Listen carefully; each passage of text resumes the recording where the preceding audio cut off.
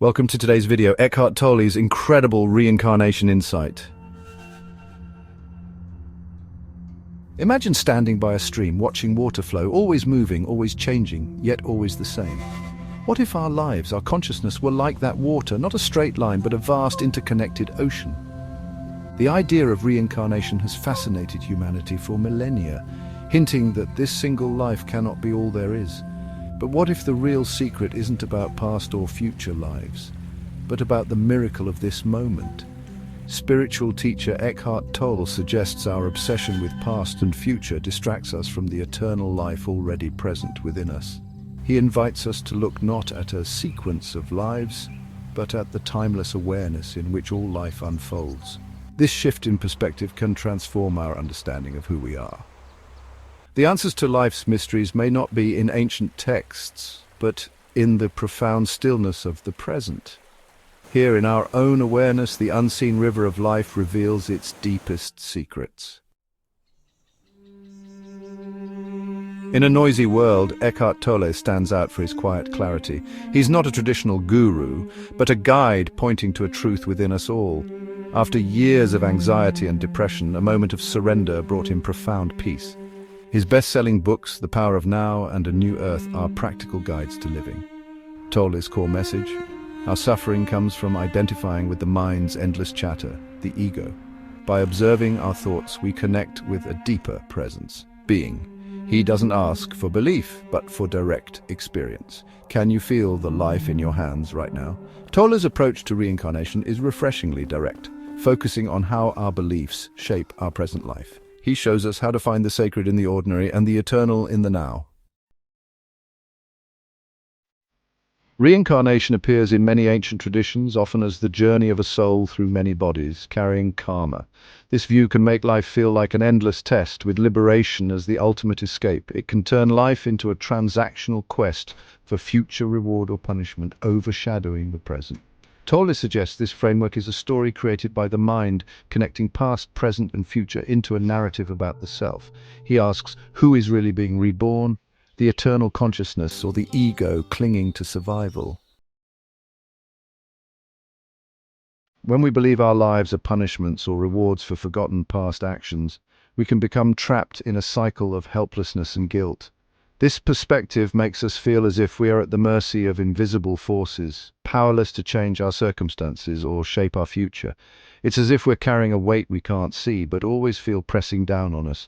Hardship may seem like a karmic debt we must pay, while privilege feels like a reward we must guard, afraid it could be taken away at any moment. This mindset can make us defensive, anxious, and isolated, always looking over our shoulder for the next cosmic consequence. Living this way burdens us with a constant fear of future suffering and a deep regret over past mistakes. We become haunted by what we might have done wrong, and anxious about what might happen next, never able to fully relax or trust ourselves. Every action starts to feel loaded with cosmic significance, as if the universe is keeping score. Instead of living mindfully, we become preoccupied with trying to control outcomes, fueling anxiety and robbing ourselves of peace in the present. Eckhart Tolle offers a powerful antidote to this way of thinking. He reminds us that the consequences of our actions are not some distant fate, but are felt immediately, in our inner state of being. The quality of our consciousness right now is what truly matters. When we act from anger or resentment, we pollute our own consciousness in the present moment. When we choose kindness or compassion, we experience peace and clarity right away. The effects are instant, shaping our experience of life as it unfolds. Karma, then, isn't about future punishment or reward. It's about the quality of our awareness and presence in this very moment. Our state of mind is the true measure of our actions, not some tally kept by the universe. When we understand this, we can finally let go of guilt and fear. We realize we are free to live fully in the present, unburdened by the stories we've told ourselves about the past or the worries we have about the future. We are no longer prisoners of a forgotten past or hostages to an uncertain future. We can step out of the mental prisons we've built and embrace the freedom that comes with being present. Our true point of power is always now. This is where we can make choices, change our perspective, and experience life directly. This realization frees us to meet life as it is, without the weight of karmic stories or imagined debts. We can respond to each moment with clarity and openness. We can finally put down the burden of imagined lives and walk lightly in this one, feeling a sense of relief and possibility with every step. The present is where true liberation begins and where we discover the peace and freedom we've been seeking all along. At the heart of Tolle's philosophy is a simple truth. There is only this moment. The past is memory, the future a projection. Life happens only now. He calls this the eternal now, an experiential reality always available. Life isn't a string of separate moments, but a continuous unfolding presence. Nature shows us this. A tree simply is. The sun simply shines.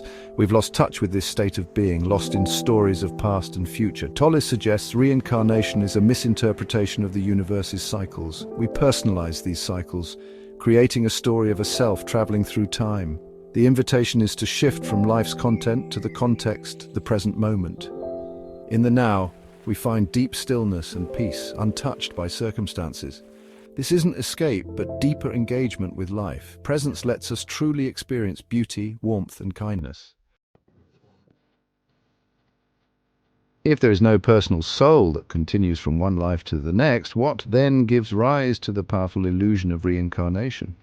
Why do so many people feel as if they have lived before, or that their story stretches beyond a single lifetime? According to Eckhart Tolle, it is the ego, the sense of I built from our thoughts and memories, that creates this illusion. The ego is not a fixed entity, but a shifting mental construct. It is made up of our personal history, our roles, our beliefs, and the stories we tell ourselves.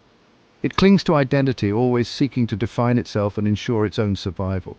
Because the ego cannot accept its own impermanence, it projects itself into imagined future lives. It invents a story of a personal journey that continues endlessly, hoping to escape the reality of its own end.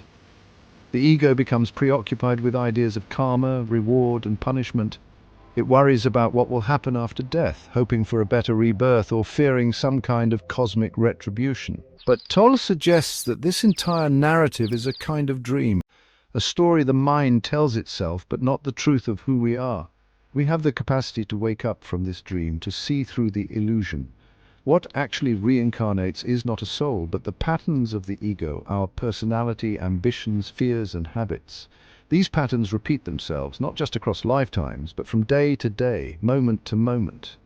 We see this in our daily lives, the same thoughts, the same reactions, the same dysfunctional behaviors, anger, anxiety, stress, repeating endlessly as if caught in a loop. This is the true wheel of samsara, not an external cycle of birth and death, but an inner cycle of mental patterns spinning within our minds. To break this cycle, we don't need to wait for death or another life. The opportunity for freedom is here in this very moment through awakening to presence. When we become aware of our patterns and observe them without being swept away, the cycle begins to dissolve. We are no longer trapped by the ego story. In the state of presence, we realize we're not the pattern, not the story, but the awareness that witnesses it all. True liberation comes from recognizing that our real self is timeless consciousness, spacious, silent, and free, not the restless ego. The real journey is not about traveling from life to life, but about awakening to the truth of who we are right now in this moment.